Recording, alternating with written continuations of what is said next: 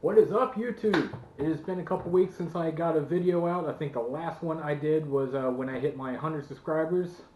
Woo! Love that. One more time. Woo! That's right. Connor Ward, you got the Macho Man Randy Savage. I think I've got the Ric Flair. I'm going with it. Woo!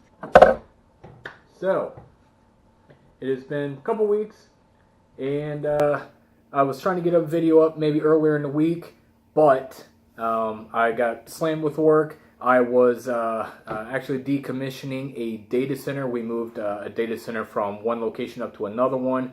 We got kicked out of a previous location. So we had a short time span to move one data center up to another, about 4 or 5 months to get it moved. If you're in IT, typically you know that's at least a year to 2 year process to properly plan it out. But that's not how my company rolls, apparently. Take it how it is. So, Monday night, after I got home, started getting a little scratchy throat, and you can kind of hear it in my voice still. Coughing a little bit, and went to work Tuesday. More decommissioning of the data center, pulling out cables out of the ceiling that had probably at one point been covered in black water because there was a water pipe above our data center. So all that got pulled out. I thought maybe, I'm just getting a little nasally. It's 11 o'clock. So it started getting a little bit worse come Tuesday. Tuesday afternoon, I pretty much felt like I'd been hit by a bus. Went home.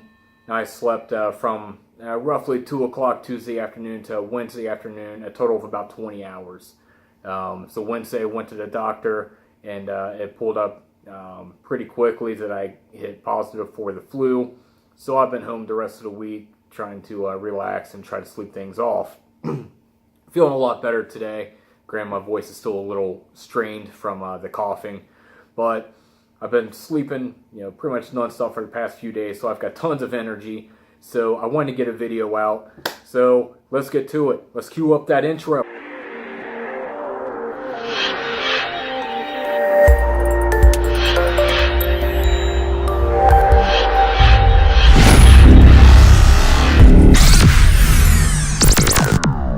Alright, so while I was sleeping, Wednesday it hit about 62 degrees here. Yesterday, we got snow. Go home, nature, you're drunk. Alright, not really, but, so that brought me up to a topic that I want to come up with. A lot of people are talking about pre-emergence and they're wanting to put it down. Up here in the cool season area, it is not quite time. Ground temperatures are still hitting around 35, 40 degrees. Here in Cincinnati, the average temperatures for our ground is still around 40, and it won't be hitting that 55 degree mark until I would say it's probably later March, I believe is what it was. Greencast online, if you go on there, check out their website, you can see what the 5-year and 10-year average soil temperatures are for your area. So mine still show that I'm about 35, 40 degrees. I can go out about a week ahead and see that it's still about 41, 42 degrees. So maybe end of March, I might be in that go time to put down my pre-emergent.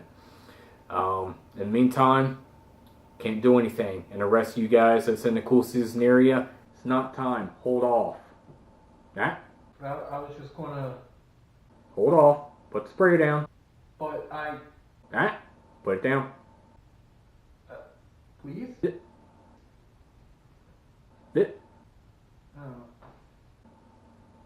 Okay. Alright. So, with the topic of pre-emergent, I'm wanting to change up how I am doing things this year as compared to what I've been doing for the past few years, because according to the way things happened last year with tons of crabgrass, what I did not work.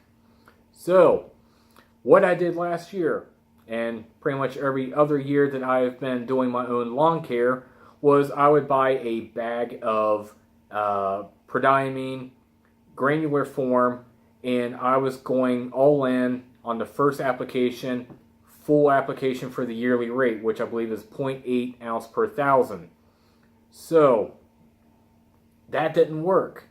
And as you see some of my previous videos during the summertime, I actually nuked out part of my front yard to get rid of the crabgrass because quinclorac and tenacity and everything else I threw at it, short of fire, wasn't killing off this crabgrass. So this year I'm going to do things a little bit different. I'm going to do, it's going to be two different things I'm doing different. First, so this is part one. I'm going this year with a water dissolvable granular Prodiamine. And one of the key driving factors behind that was the money. So this was about $62, $63 from Do My Own. If you get on there right now, they have a coupon code, I believe it's like No Weeds 19, that you can pop in and you get like an extra 10% off. So I'm not affiliated with them or anything, just throwing that coupon code out there. If you get on there, you get 10% off. That's why I bought this, because I had that coupon code. Figured it is almost about that time, might as well do it. So, Prodiamine 65 WDG. This was about $62. And with this, you're putting down a yearly rate of 0.8 ounce per 1,000. I have a 15,000 square foot yard. So I'm going to get a crap ton of use out of this. So I use 0.8 ounces per 1,000 square foot. And I have a 15,000 square foot yard. That means I use 12 ounces per year. And there's 5 pounds in here. So you do the math on that. I'm going to get many years out of this product as compared to the pre-emergent I had been using for the past couple years. Is roughly $70 to $75 per bag. Last year I used the Anderson's Barricade Prodiamine and didn't have very good results. Like I said, I went full out. I didn't do a split app and didn't have good results. So I'm going to be a lot cheaper with this. I can get an application for a fraction of the cost compared to the granular. Now, the second part, what I was doing with this, and I kind of mentioned already, is I'm going to do a split app. So I'm going to do the 0.4 per 1,000, and then about 6 weeks later, come back through with another 0.4 that'll give me my yearly rate, and it'll spread it across a longer period of time. Hopefully with this will eliminate out my need to use the dithiapure, which last year didn't help me out much anyway, because I thought that I could get some post-emergent properties out of it, but apparently that doesn't work so great as a granular form. You would need to go to a liquid form of dithiapure to get that, and that's big money there. I ain't doing it. So I've got the pre-emergent plan pretty well set out. And so the other thing that I'm going to try this year, and I'm probably going to instantly regret this the moment that I use it, is I need to mark out where I am spraying, because I'm still new to that Strom battery backpack sprayer.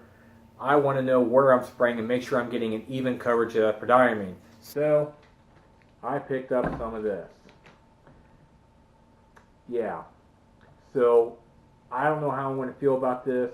I do have some rubber boots and some pants, kind of like coveralls, to kind of cover myself up with. I still have a feeling I'm going to end up looking like a Smurf by the time things are done. So I'm probably going to hate this. But that's the only thing I am going to use this for, is to mark out the lawn for the Prodiamine, and to kind of get used to how the battery backpack sprayer is giving me as far as my coverage. So I'm not going to use this to try to dye the lawn to give it an instant green up or anything. Although I could, and then I could probably mix some sort of fertilizer in there with it, give it a fancy name, and maybe monetize on it.